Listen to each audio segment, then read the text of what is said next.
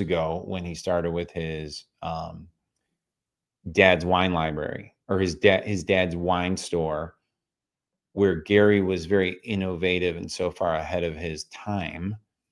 He started just doing these stupid, and I say stupid like because it was so stupid at the time. Like people were like, this is nuts. Live, uh, live like podcast video shows, and he called it the Wine Library. And so he loved talking about the Jets. He liked talking about sports. He liked talking about everything. And then they would have wine laid out. And then he'd have on like a guest. Wayne Gretzky comes to mind because he loves hockey. So he'd have like all these pro athletes show up, and then they would taste the wine together. And it like, I'm making this up completely, but it like 21x or 100x his dad's business, because it took him from like a local business to now he became an online distributor, and they became super, super famous. Now, the reason why I was talking about Gary was because I think he's more relevant now. So he was very innovative and on the cutting edge. Since then, he became, he wrote the book Jab, Jab, Hook, or Jab, Jab, Cross, whatever it was called. His analogy was give content. Here's your jab. Here's your jab. I'm giving free advice, free advice, free advice. Make an offer the product, build goodwill, make the offer. It's probably more relevant today than it's ever been, because it's so easy to sell stuff online that people are inundated with ads. Like, I can go on my phone and I'll get hit up with an ad every 3 minutes, right? And so in dentistry, right, which is what you guys practice, we were just talking about the reason why we do the $1 million interview method for dentists is because no one does that. And so back in the day, we used to write books, and we'll talk about my favorite chapter in my book. The book was the way to create authority. The book was the way to become an authority overnight. Hans asked me, how long did it take me to write my book, Time Collapsing, which is all about the art of speed, getting stuff done rapidly. And I was like, way too long. So the reason, you guys can ask questions as we go. I'm kind of just setting up the context for everybody. But the what I didn't like about the book was it took way too long. I had to deal with like an editor who kept trying to change my words. I didn't like that at all. I think the next time I write a book, I'm going to use AI, and I'm going to tell the editor, like, take out words like I just say that like after my transcripts, and make sure that makes sense. But then tell me when I don't make sense, and let me go back in and retranscribe things using my words, because I don't like your words. I just think people like reading books that sound like they're in a conversation. They don't like books that sound like they've been edited. And for everybody watching, the other thing I told Hans was, what I'll probably do is take my favorite chapters out of this book, and over the next 2 years, write multiple like miniature 30-page books that are just packed with meat, a couple of good stories, and that's it. Purely because research has shown that 97% of people only read 10% of all books. So why not write books 10% like the size of the traditional book? So if this was 24 pages long, how many more people would have consumed it? Right. And so that's that. But the problem again with books is it takes a long time. So like, even if you today were like, hey, we want to get a book done, I can call my buddy Tony Grebmeyer. Shout out to Tony. He, I think, does print on demand books now, right? And now we could probably take the transcriptions from our interview yesterday. What we said is go up on Upwork, which is the VA thing, say, hey, who knows how to create a book out of AI in 60 minutes, 90 minutes, and like have it handed in. By the way, if anyone does, let me know. I'm not paying $3,000 for it. I'll charge $3,000 for it, but I'm not paying $3,000 for it. And give it to my clients like by the end of the day. Like that would be a freaking cool service, because now we could take the audio from your interviews or your raw footage.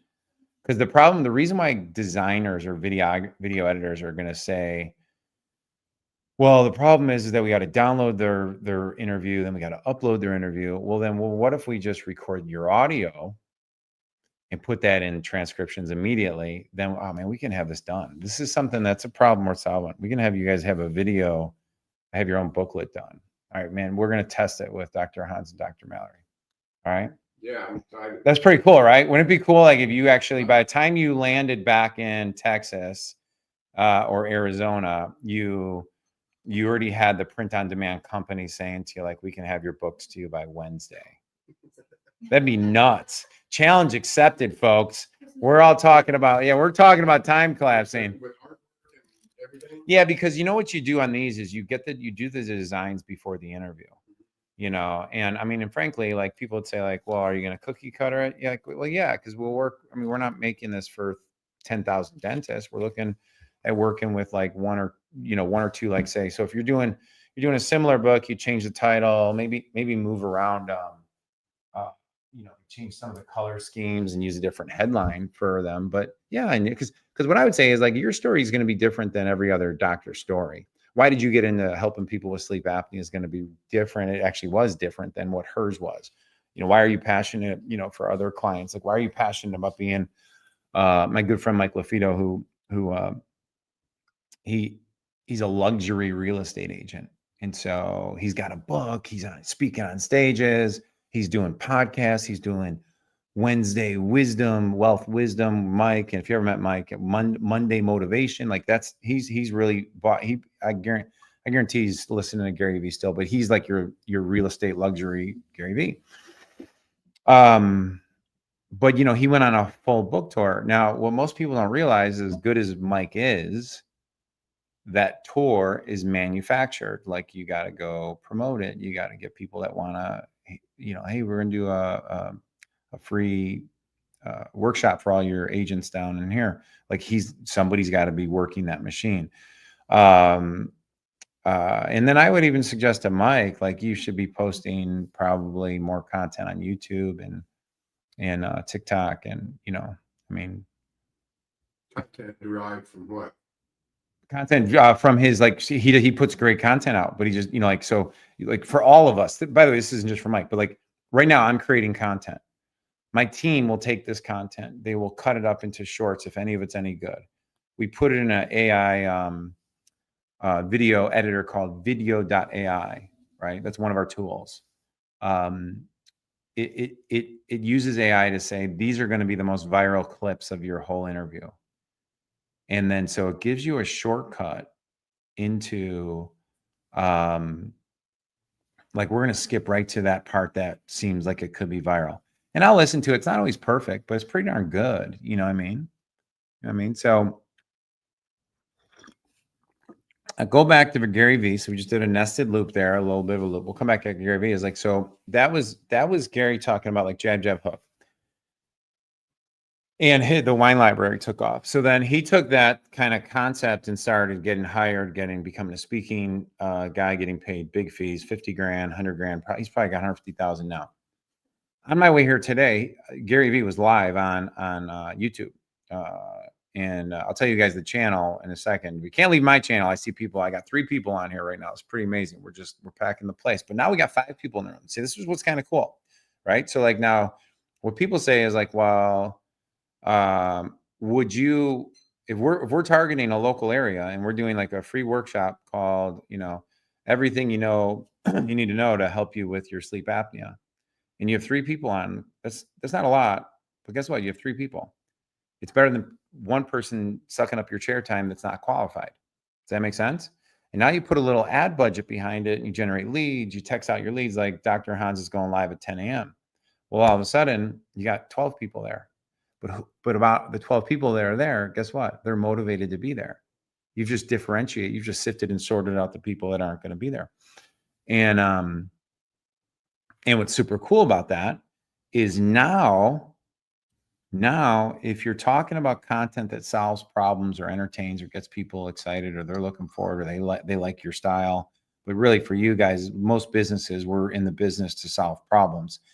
You list out all your best patient, best client problems, right? Like what we did yesterday is one of our exercises, and you start answering the questions that you already answer in your office on a daily basis, or in your business on a daily basis, and you answer it. Well, guess what? You're now completely different than everybody else in your area, and guess what? The person with that problem is going to reach out and become a qualified patient. It's completely different. And this is happening right now in real time. The other cool thing about this is we could say, hey, share this with somebody who runs a business, share this with somebody who has that. Now, the reason why I'm going back all in on content as a main thing that we do, like we have a post going up on YouTube today that I did on Wednesday. We got so it'll get launched today. And the reason why we're going back on to pushing out so much content and we're going to start offering it as a main service for our clients is I'll give you 5 reasons, right? Number one is that I'm going to quote Gary Vee. So I was talking about why he's more relevant today than he was back in the day. That's why we were talking about it. The platforms like Facebook, YouTube, Instagram, X is going to go this way, I think, more than ever now that Elon's in charge of it, right? They want you on their platforms longer. Okay. So if I want you on my platform longer, I have to be delivering content that's relevant to you. Okay. So how do I know it's relevant to me? Well, because their behavior on the platform tells the platform. So like their behavior on YouTube, I'll give you an example.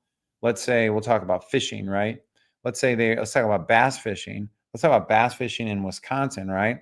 So like, let's say they go, or your husband's a hunter, right? So whatever it might be, it's like, well, if somebody was just watching a video of best lakes to fish in Wisconsin,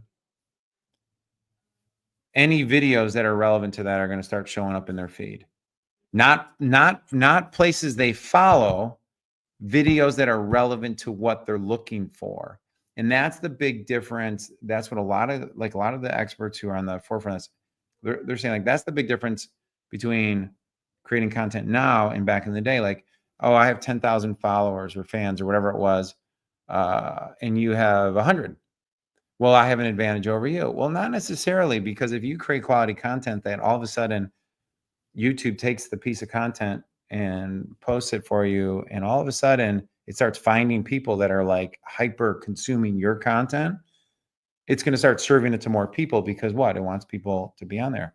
If I produce a piece of content that same day that people aren't really engaging with, YouTube is going to be like, we're not going to serve this up on people's platform or in front of their feed because it's not really proving to hold people. People are jumping off of it.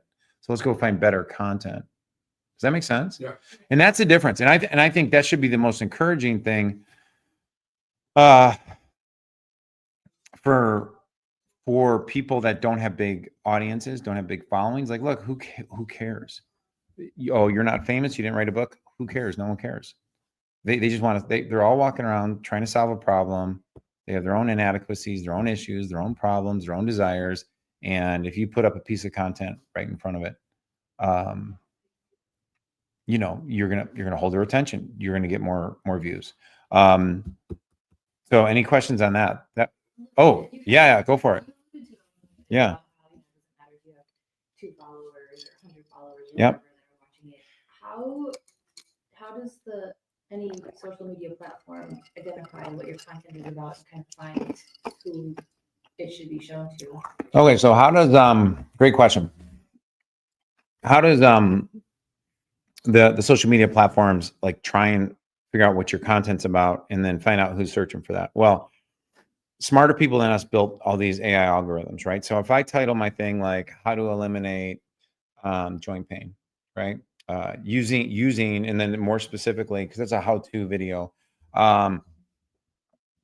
your title, your description, yeah, that's going to help it. But you got to realize that, like, we'll stick on YouTube for this purpose. Their algorithms are encoding your content the same way we can have it transcribed in seconds. It's being transcribed. Like, so if I'm talking about right now about how to syndicate yourself on YouTube and we're live, well, maybe if I took this one small clip, it would go find that. Now, when I was talking about Gary Vee a lot, that little, like, the story behind the Gary Vee, like if I did that as a title and then took an imaging of me, and then took one of Gary Vee's most best videos of all time, and then we wrote the title, The Story of Gary Vee. uh, uh, genius or moron, right? And it started getting a lot of clicks to it, and people would watch that 5-minute clip because, well, people that are interested in like Gary V like material might get that served up because YouTube's like, oh, this guy's watching all Gary V's videos. This guy's talking about this is getting, that's how it does some of that. And it's probably there's probably like 27 other like data points that it's maybe even 1,000 data points that it's looking at simultaneously. But yeah, it's way smarter than us. And so what I would be confident in though is like if you start creating content, you're gonna find it's gonna help find the people that are searching for you, and you're gonna get better at that. Now, to answer your question specifically, what's one of the most important things, and I did mention it, your thumbnail. And so something like if people go to Ed O'Keefe's show, you'll see like the big change in the last couple of posts I did versus what we did maybe a year ago. And the biggest, the best gurus, like say educators in viral content or YouTube, will say create your thumbnail before you create your content, like because it helps keep you focused, right? Or you're going to do your research. What are people searching for? In dentistry, for example, or any local business, because I'm going live local or broadly, so I don't want people to think this is only about dentistry, but like, or let's just take like a real estate agent, right? You're trying to get people that are looking to buy a house or they're looking to sell their home. And I make more commissions going after representing a home than helping people, I think, buy a home. I think that's just reality. So I'm going to create a piece of content like 5 things you need to do to get the top value for your home in 2025. And then I'm going to lay them out, and then we're just going to do a presentation, right? Very few people do that. I guarantee if like people in that industry went on YouTube right now and they looked at, they'd see the leaders of that, like who actually put those videos out there, probably have 20,000, 30,000, 40,000 people watching those videos. Even if they did that in nationwide, they got all those views. The local person who goes on and sees Mallory, the local luxury real estate agent, has 20,000 views on her video. She's got to know what she's talking about. Does that make sense? Yeah. Funny story. So I have a client, friend of mine, who started posting content, not necessarily as a way to become rich or whatever. Personal injury attorney who has a criminal law practice, who he hired me because we did an interview to help him with one of his niches that he was in. Great guy. Jeff Hampton is his name. Started doing YouTube videos. Got really into like learning the science of thumbnails. Started posting it on YouTube. All of a sudden, his law practice starts just getting phone call after phone call after phone call. Increase their revenue by a couple $1,000,000 that they can attribute directly from him posting on YouTube. So think about that. You eliminate all your lead generation expenses. You eliminate worrying about where your next clients are coming from. And it's because he said, I'm just going to focus 100%. Well, no, actually, it's not because of that. I think I would have to ask Jeff directly. I think he was just doing it for fun. And then all of a sudden it became like, wow, I'm doing this. What people don't realize though, is that, and I think you could do this in dentistry. I think you can do this in real estate. I think you can do this in banking. I think you can do this in chiropractic. Is that your target locally, but the problems you're solving are internationally. Now here's the secret. YouTube will start paying you if your videos start catching on. Now this shouldn't be the reason why you're doing all of it, but I can tell you this, the amount of money he was making off of Google AdSense. Okay, let me break down what AdSense, you guys know what Google AdSense is? Okay. So if Google, if you have a blog, this isn't a good one. Actually, no, we'll stick to videos. If you have a video and it's 5 minutes long about how to help your spouse to quit snoring, that's actually not a bad one because that's a problem. Like, why my spouse is snoring. And like, do I put a pillow? And like, and if I'm a doctor, I go like, well, they should get evaluated for sleep apnea. I mean, like we can give you a pillow, but there's a bigger issue here. Like you could, that's one way of doing it. You could buy this pillow, but this is it's a backdoor long tail keyword that people might be searching for. Okay, so what's interesting about that though is if YouTube starts running ads every 3 minutes on your videos, people listen to the ad and they skip it and they keep listening. Every time they run an ad on your channel, they'll pay you a couple cents. 13 cents, 26 cents. Well, guess what?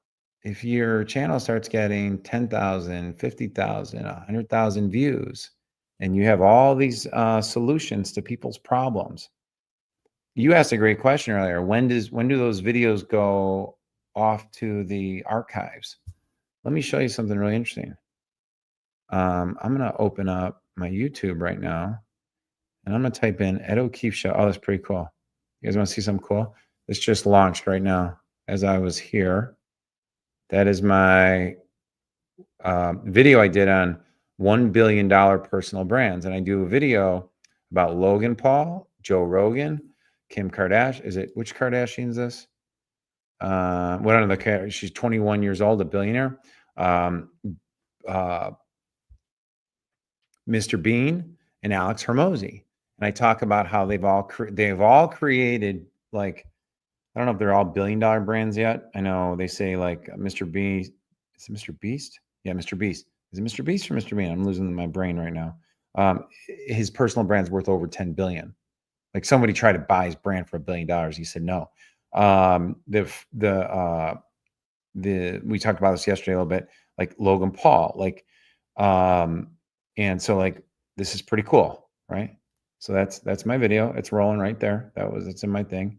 This is from something I created a little bit ago, one of my presentations. But more importantly, what I want to show you was, if I go on my videos and I go to my most popular videos right here, popular videos inside my YouTube channel. This is an interview I did with Brian Tracy 10 years ago, or no, he spoke at my event 10 years ago. Wow. And it's got 949,000 views on it. David Goggins, I interviewed on my channel, and he's got 140,000 views on it. I reposted Brian Tracy's video a year after that, got 114,000 views on it. So why am I sharing all this? Because when they view it, does that record that they viewed it from start to finish? Or logged on? You can see watch time on average. I can't track that. You can do that with ads. Mm-hmm. I can't track that with my content unless someone tells me that, so. Going back to something you were talking about, Yeah. thumbnail. It's pretty cool stuff, right? Yeah, the importance of the thumbnail.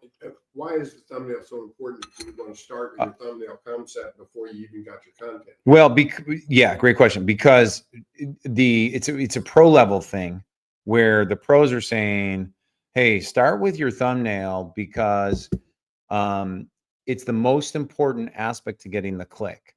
So what would the thumbnail be, for example, let's say high-end real estate, residential? Like, am I selling it? Yeah. Okay. You're representing the client. You're trying to get listings. Yeah. Well, if I'm trying to get listings, so like I'll just tell you what my guy Mike LaFido does. Like, is he shows like he'll do like, how you were doing like he'll be like he does a lot of crazy stuff, but he'll have a picture of like the $1 million home. Okay. Maybe he's put horses on the thing. Mm-hmm. He's put I don't know if you could say like midgets because I think that's inappropriate, but like he did like, I mean, he did the craziest stuff ever. He'll do everything to show it.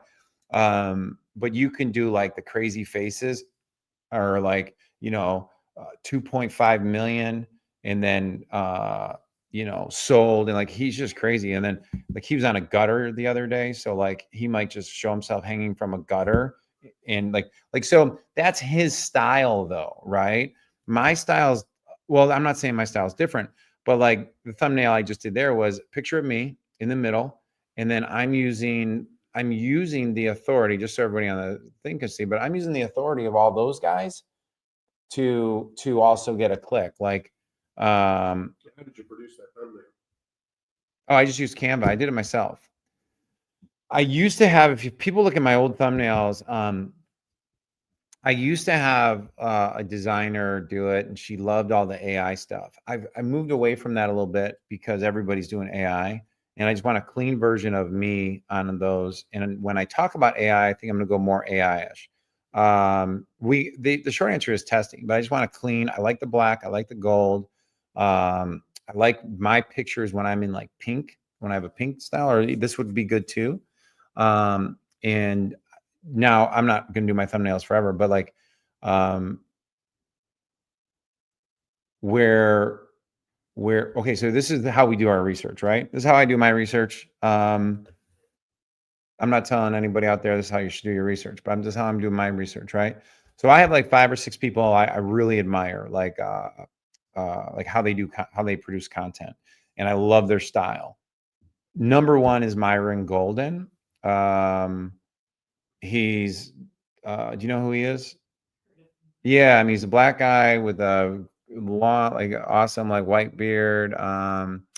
He's the trash man to the cash man. Like he's very good, and he's really we're similar in a lot of ways in the sense that um, um, he his probably unique genius is his ability to speak, but then his ability to also create offers that sell.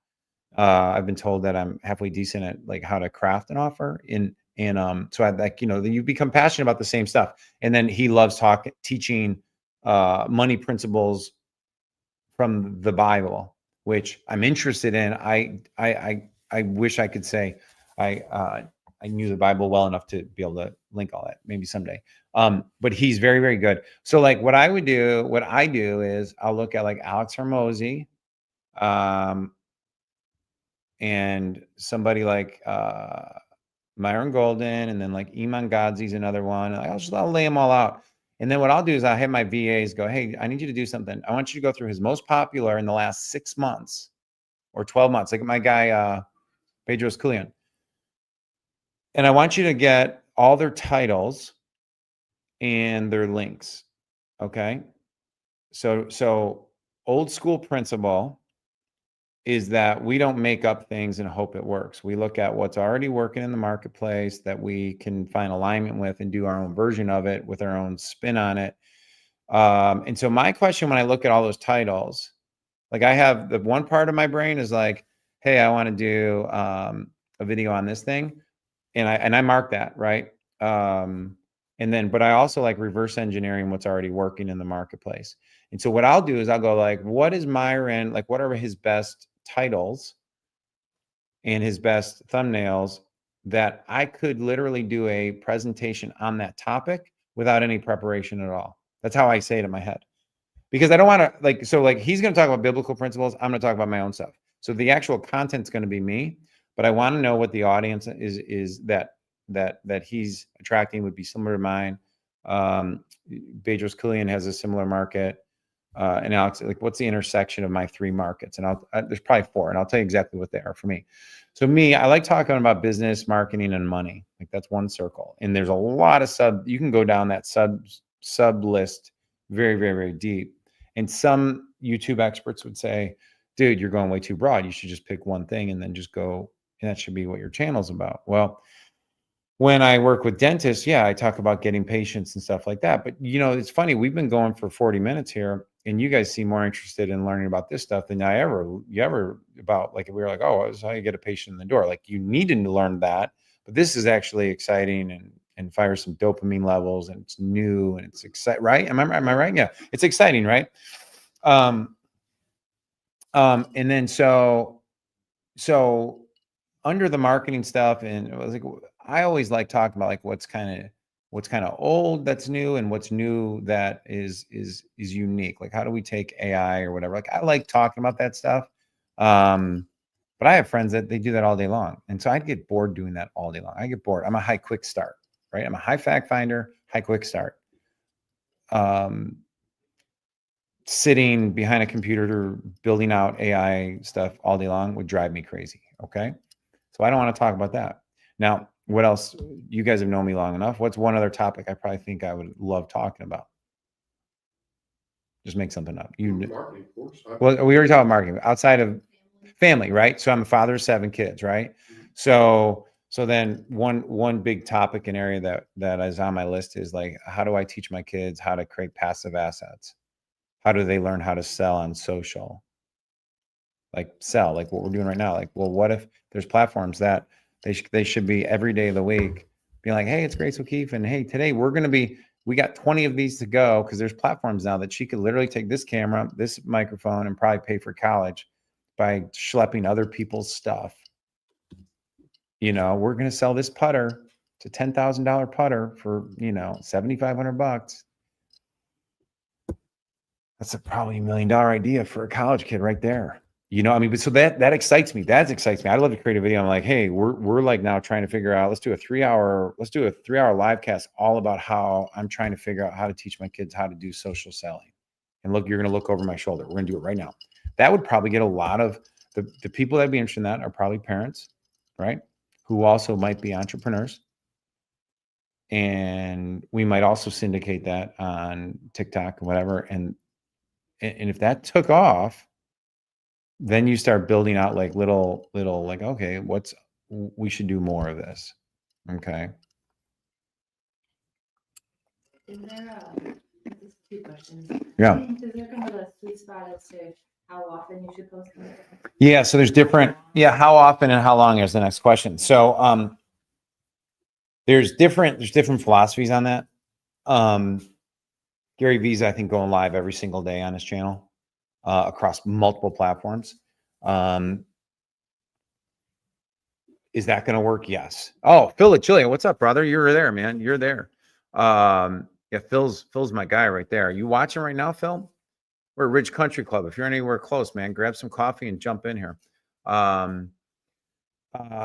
Phil's who I work with at Oakleaf Community Mortgage, powered by North Shore Bank and Trust. If you're looking for buy now, sell later, if you need to get a loan, but you're stuck in your home, then and you're contingent, which means you're not going to win, you're not going to get the home, call Phil Agilia today. He'll be able to get you a non-contingent pre-approved letter that you can go in with a competitive offer and not just get ignored like every other contingent offer. There's my pitch. Was that good? See, like, I mean, you can get paid to do stuff like that, like do sponsorships and stuff like that. I'm super pumped on this because this is easy for me. I would wake up and, like, if you were like, hey, you're going to be on with Dr. Hans in 5 minutes, great. And that's what I did for a living, is go on with and help people sell their stuff. This would be super easy, super fun, super probably lucrative too. But that's watching in Frankfurt. That is all gold. Thanks, brother. Love you. So how often should post, right? I mean, I think I'm going to go old school copywriting on this one. This might, some people might disagree with me on this. I think as often as you can have relevant information that your audience will consume and enjoy. Now, I'm going to give a few different answers on that. Like Joe Rogan does a 3-hour podcast every day, 5 days a week, right? That is insane. I don't have time to consume Joe Rogan's 3 hours a day. I absolutely guarantee, though, there's people that work for a living, and they probably got an earpod in, and they're doing their electricians or their engineers, and they're listening to his podcast like every day, or at least half of it. Well, then same thing is with my guy, Sean Ryan Show, and Sean Ryan Show releases every Monday. How do I know this? Because I'm a fan. Like, I will watch their show to the day I die. And he pumps out 3 to 5 hour interviews. In fact, I'll tell you a funny story about this. This is influencing my thought process a bit. Remind me to give you a couple other different philosophy on this. Here's the coffee right here, Hans. The other thing that's really interesting on this is Sean Ryan Show. Is it working? Trump literally has hired 3 to 5, maybe even more, for his cabinet, people that within the last 2 years were on the Sean Ryan Show. Now, I'm not saying like, but here's the thing: Sean Ryan Show did not really have any followers 5 years ago, 4 years ago. Maybe I'm wrong a little bit, Sean. No disrespect. But my point is that some of these people were really, I don't know. I think they got on the radar because they got on these big podcasts. They became voices of influence. They created their own audiences and own following. And all of a sudden, like, you know, they're like mainstream, whatever. So Sean posts every Friday now, but here's the deal. Sean also has his own Sean Ryan Show clips. He also has given, like, which I think anybody can do this. They actually give, I think, the raw files for video people that just take it, swipe it, post it on their own channel. Like, I think he's really done a great job with that. So his clips allow him to post more often. He's got shorts that he posts more often. So they're syndicating almost all the time. Now, the last time I heard, like, or I looked at, like, Myron Golden show, I think he produces 2 in studio. This is my vision, right? This is my dream. This is part of you guys are part of my dream, is what he does beautifully is he started doing his podcast in front of a whiteboard. Like, I have the vibe board. So that's where I'm modeling some of that. And some of that came from is I don't like creating PowerPoints. Drives me up the wall. So if I'm going to teach a lesson and I don't have to use PowerPoints, but I could do it, like, I could teach you almost every aspect of this book. If you're like, Ed, let's talk about what you wrote about in power relationships, like the key to power relationships. I created a little thing called like your, I think it was like 3, 5, 7. Let me see, building your power network. Yeah, 2 models, 3 consultants or mentors, 5 people you could be naked in the shower with. What that means is, it's kind of silly. What I meant by that was 5 people that you could be completely transparent with, that see through you, like, that you could be like, this is my, like, biggest fears. This is what I'm worried about. This is how I screwed up. You need to have a few people in your life. I said 5 that you can go to in that experience. 20 mastermind partners, 100 strategic partners. So people that would refer to your business, which is perfect for, like, your business. It's perfect for any local business, like, who's referring to you, building that strategic partner base. And then 1,000 true fans. And I stole that from Kevin Kelly in his book, 1,000 True Fans. I could, but like, if you just gave me, like, those notes, we could do a 1-hour workshop on the vibe board. That works for me. I could do that. I could just write and I could talk and tell stories about all that. Like, here's my 2 mentors I had at this stage of my life, and at this stage of my life, and this stage of my life. But going back to Myron Golden, what he's done is he tells a great story. He's like, you know, Russell Brunson. Do you guys know who Russell Brunson is? He's the founder of ClickFunnels, which was one of the first companies that came out that helped people build out funnels. And what was and it grew to like an $800 million a year company. I don't know what it is now. When Go High Level came out, it became very competitive. It stole a lot of his clients. But Russell Brunson has a theory of, like, you should do 1 webinar a week and you'll never have to worry about money ever again. And I just watched a video with Myron Golden. I like doing webinars, but I also totally get what Myron was saying. Myron's like, I don't want to do webinars. I don't like doing webinars. I don't like staring at there and just clicking PowerPoints, right? Even if I can make a lot of money with it. And so instead, what he did is he started doing live podcasts like this.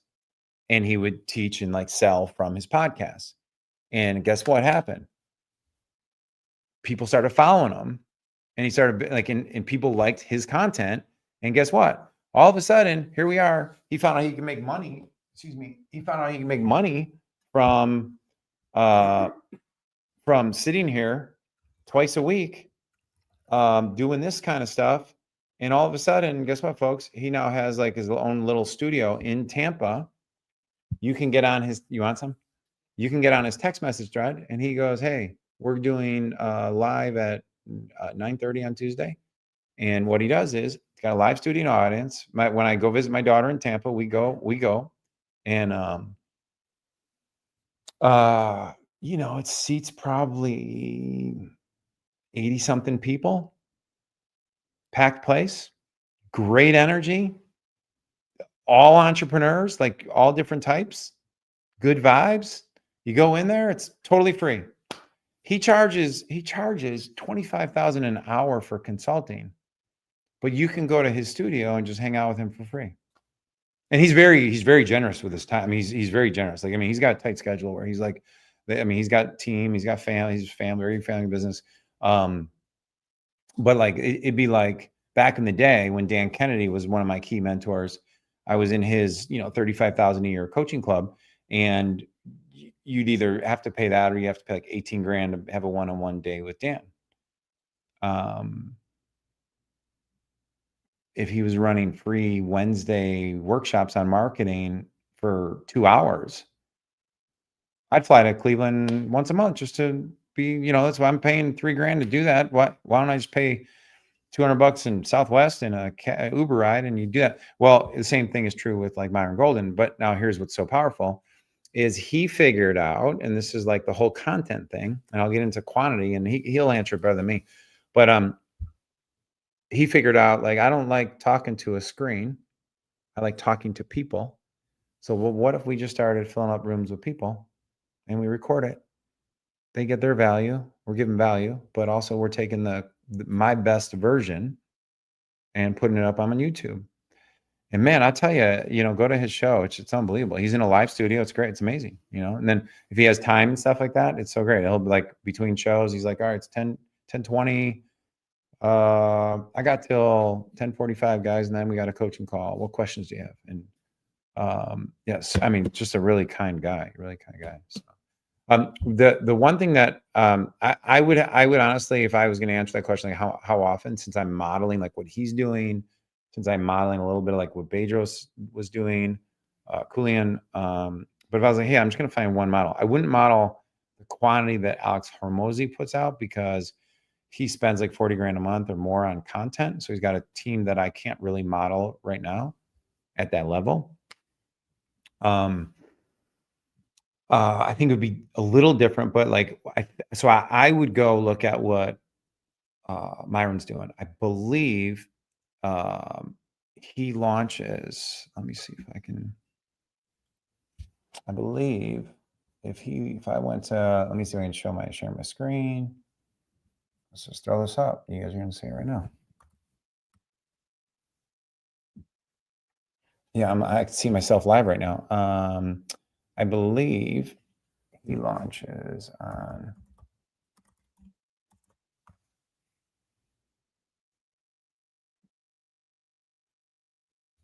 If I look at his last, 4 days ago, 11 days. So every 7 days he launches live streams.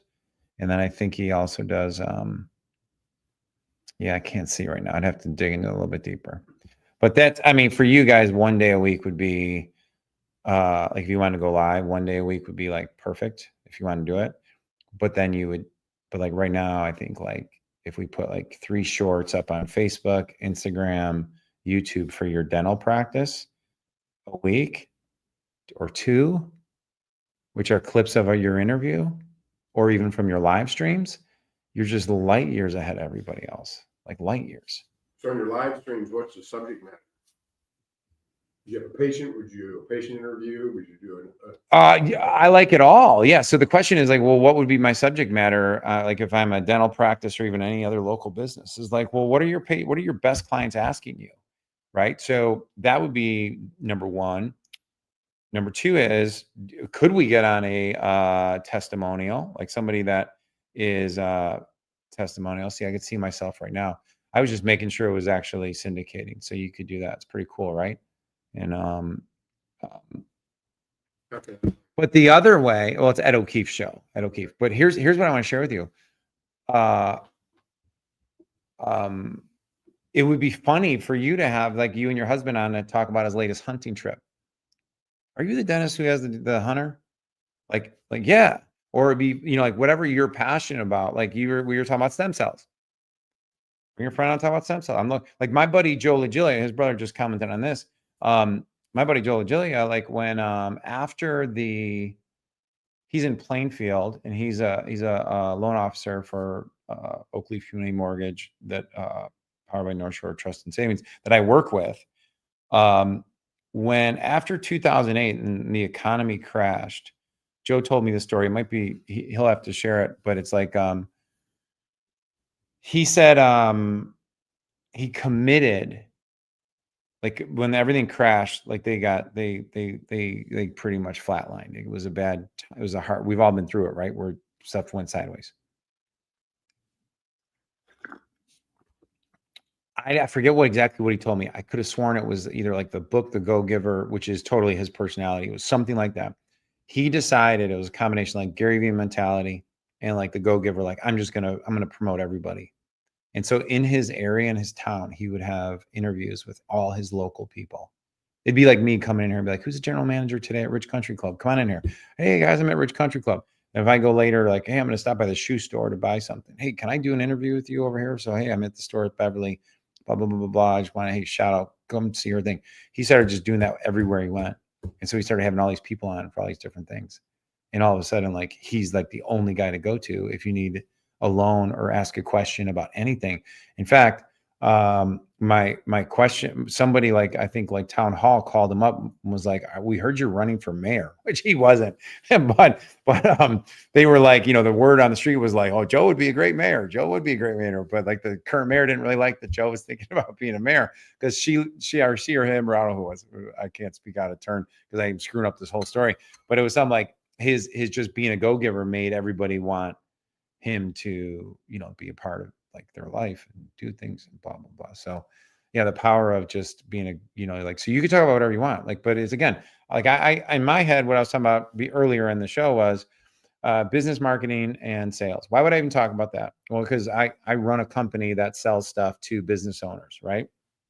We do interviews, we syndicate content, we run events. I want that person attracted to what we're doing. I'm also a father of 7 kids, and I also coach high-level athletes. I love talking about that triangle. And then there's the element of God, Jesus, and something I'm very passionate about. And we haven't really added that to my channel yet. I interviewed my pastor, Jeff Usner. I thought about bringing him on, and he's he's probably one of the smartest business owners I know, like business people I know.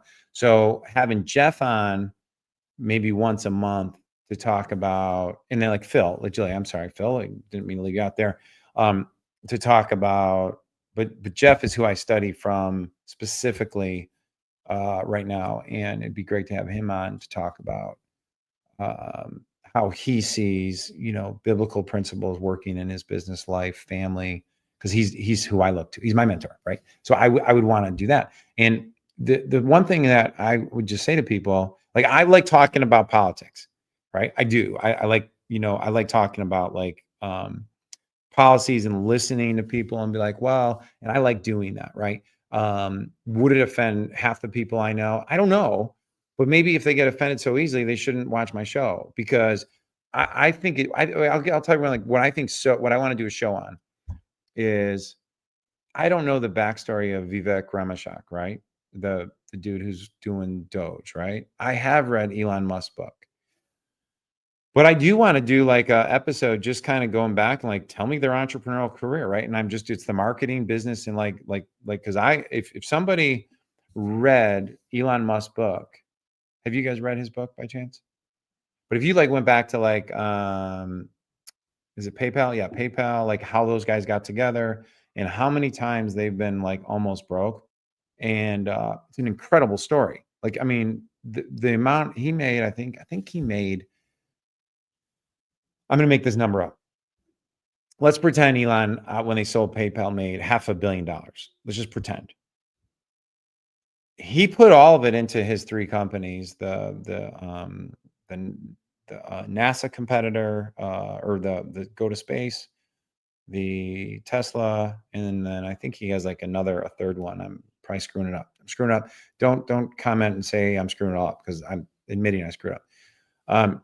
Anyhow, but the fact that like he was willing to just go all in, like there was a time where I think he had 150 million left or 50 million left, and he decided to go all in and then go borrow more money that people that trusted him and he trusted wouldn't give him the money. They didn't believe that it would work. He still went all in on it. Like that blows me away. Like what also blows me away is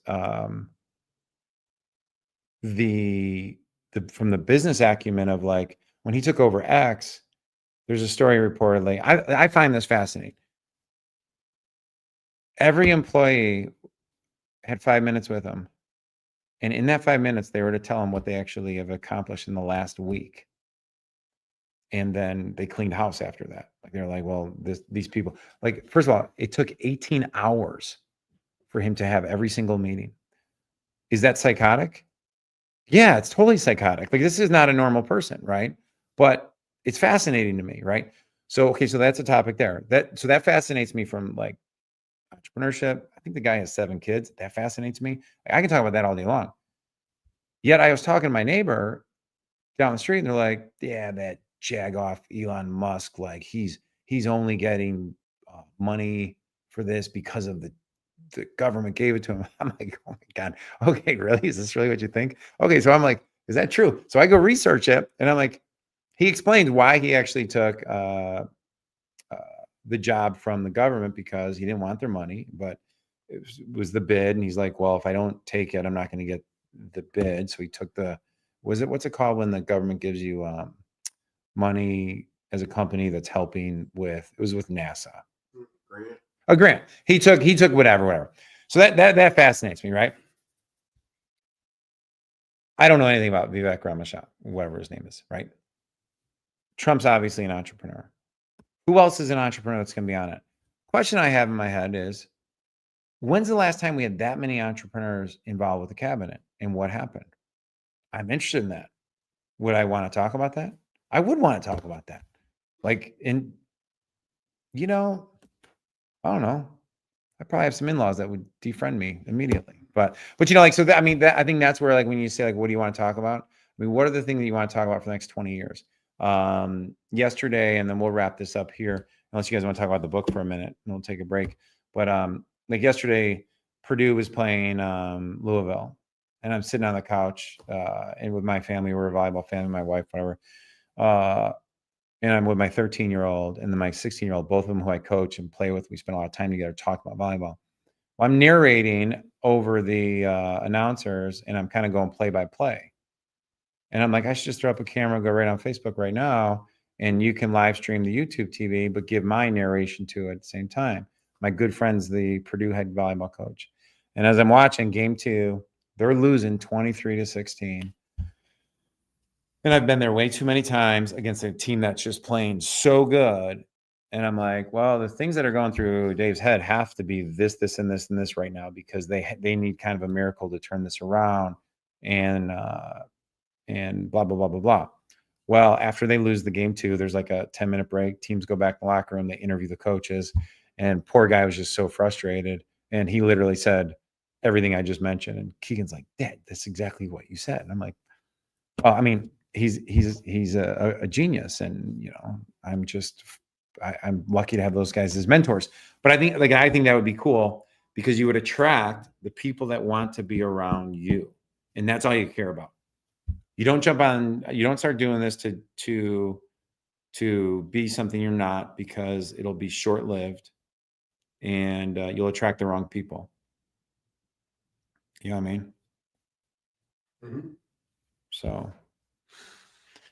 So we could take a 10-minute break. Order about your favorite chapter. Order food. So my favorite chapter in my book. Okay, so my favorite chapter in my book is that I would probably immediately write another. Actually, there's probably 2. I'm looking at one right now that I think would be great books on their own. This is another good one. This is a really good book that I might have to go in there and rewrite some things. But this is the this is the favorite chapter illustration. And it's probably one of the things that changed my life the most when I read it. And it's called The Leapfrog Theory of Success. And I first learned it by reading I think Dan Kennedy mentioned it, but there's a book that was written in 1977. I was 2 years old. That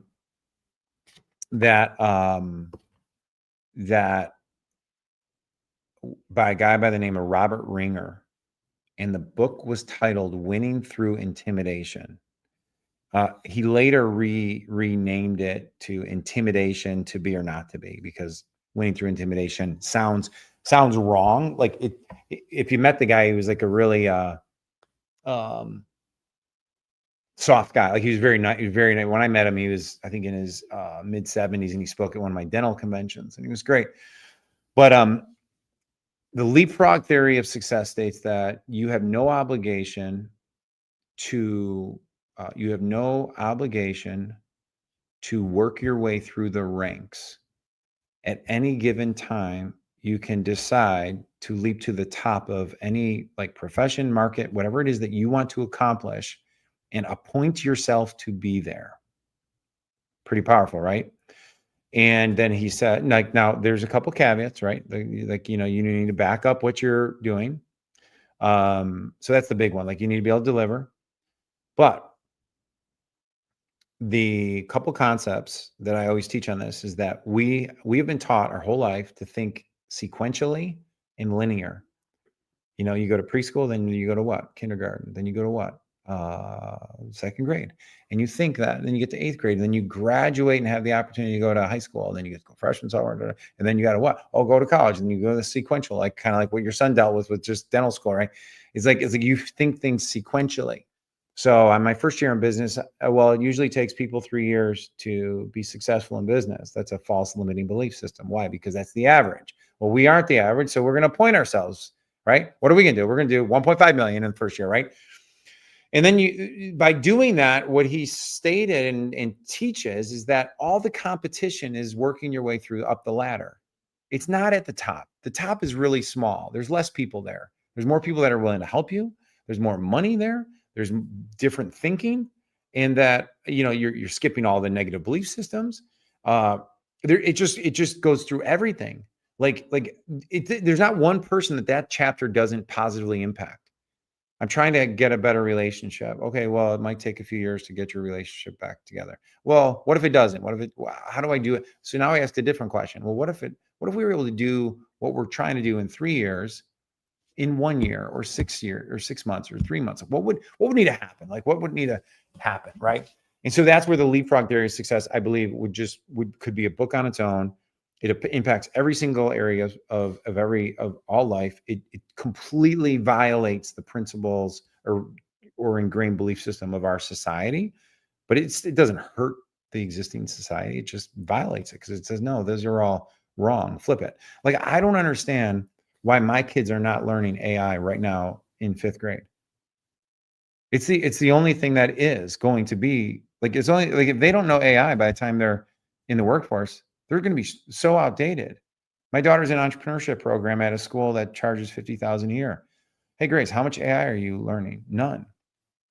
That's amazing. How much social selling are you learning? How much on the job training are you learning how to do this? Hey, my son wants to get into finance, or possibly. Great. Learn how to sell first. Well, why? Because there's nothing they're going to teach you about finance it's going to be different in 4 years. But if you know how to sell and you get better at golf, you now have 2 skills that we could stick you in any freaking location, and they're going to want to do that. Now, even better, what if you actually started interviewing, Mike, why don't you skip the whole ladder, create your own show about golf and life with Michael O'Keefe, that's my son, and start interviewing super successful people in finance right now, so that you start building your following, so that you start, but hey, when we go live, you're going to have leads coming in, you're going to have people wanting to do business with you. You might never go in there. Why go work for other people? Let them pay you a ton of money to just find people, or like be a finder, and just do that. Go golf and produce podcasts. I mean, serious, right? Doesn't this like, it just blows you away, right? Why isn't this being taught? So over the winter break, we're gonna go through with my kids on like how to set your own TikTok shop up, how to set your own whatnot shop up, like all these different platforms. Like, even if you look at YouTube, and we'll wrap this up, YouTube is adding, like, you go on there now, you can buy stuff right there on YouTube now. You can buy stuff right there on Instagram. You can buy stuff right there on TikTok. It's going to happen on X. It's going to be on every platform. Give us your credit card, see something you want, one click buy.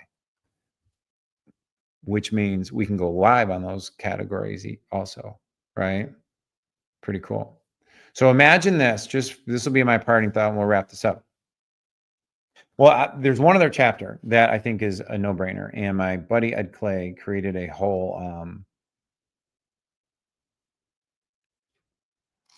whole business based on this, and it's called the Freedom Question. And the Freedom Question is chapter, what is that, 4?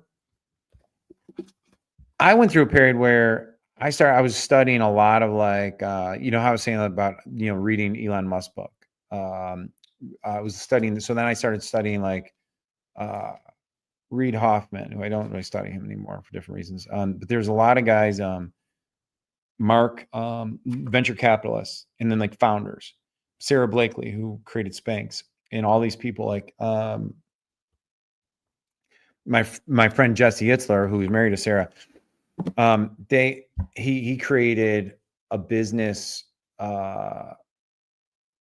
with NetJets, or was it Marquis Jets, whatever, where they were renting it. But like this is the fundamental question that I just noticed as a pattern. And I'm a patterner, like, right. So I'm a modeler. As Tony Robbins says, you know, like why not just find a model and model it? When I was talking about stuff, everything we do is modeling. I have a lot of stuff on Tony Robbins in here and NLP, but is they always say like, wouldn't it be great if? And then fill out the rest of that question. Wouldn't it be great if? So the freedom question is, how do we solve this problem? Or here's my problems. Well, what if you just stopped yourself and said, okay, that's great. Here's the problem. Now, what's the ideal that what if we just spent 10 minutes asking ourselves this? Wouldn't it be great if? Wouldn't it be great if all I ever did to make a living was to wake up and speak, you know, 3 days a week? And I'm dead serious, right? And we sold stuff. Wouldn't it be great if that, if I had 30 doctors come to my country club once a month, and that was what we did for a living? We had masterminds there. We did our interviews there. The team then, you know, like, wouldn't it be great if that was my thing? Why? Because that's our thing. Wouldn't it be great if I had my own training facility that had the best coaches in the Chicagoland area that came in and trained all the best athletes, and we were able to take, you know, like, I don't know if that's really one of my goals, but that's like around that kind of point. And you just start going through like that. Well, my buddy Ed Clay, you know, was like, because I never even told you this yesterday. So he's the guy who, and Scotty Nelson and Dedrick, created Cellular Performance Institute down in Tijuana. It's a stem cell clinic called Cellular Performance Institute.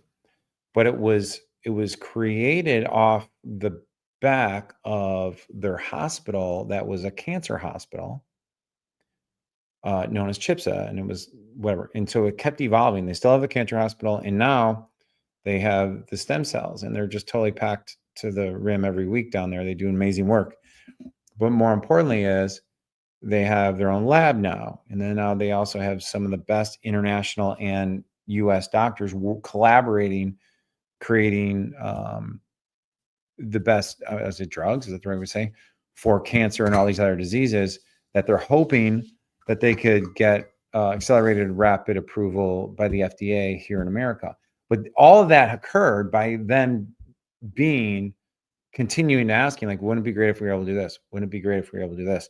And it's all about solving problems for people. But anyhow, the freedom question, I could see that being a separate book. The freedom question, like, you know, all your dreams are one question away. That might be the title right there. And I could probably go through the whole thing, but those are probably the two that I would be most excited to talk about. I actually do have a whole chapter, and I'm not going to go too in depth on this.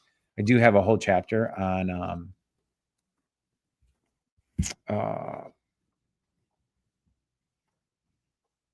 I have a whole chapter on the instant and authority system, page 127, about becoming an instant authority in whatever market. I think that would probably be like the best book I could probably produce to like create $1 million interview clients.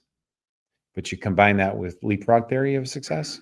I mean, the interview is a leapfrog strategy, right? You know, so anyhow, this has been great. Hope you guys enjoyed it at home. For the, you know, 3 of you that watched, and you know, check us out at Ed O'Keefe Live. Thank you, Dr. Hans. Thank you, Dr. Mallory, and have an amazing day, everybody. Bye-bye.